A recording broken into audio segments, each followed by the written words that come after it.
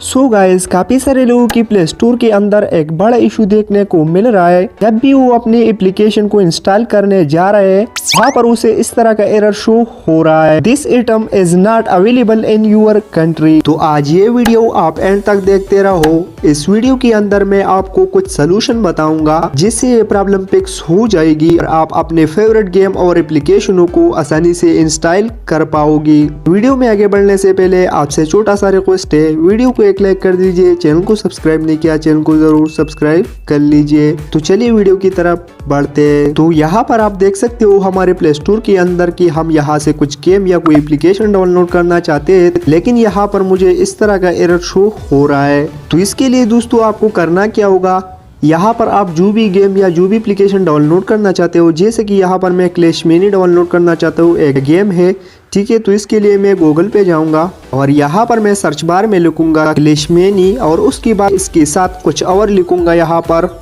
APK, ठीक है दोस्तों। तो जो भी गेम आप डाउनलोड करना चाहते हो या जो भी एप्लीकेशन आप डाउनलोड करना चाहते हो, उस गेम के नाम के बाद या उस एप्लीकेशन के नाम के बाद आप सिंपल सा APK डाल लीजिए, उसके बाद इसे सर्च कर लीजिए।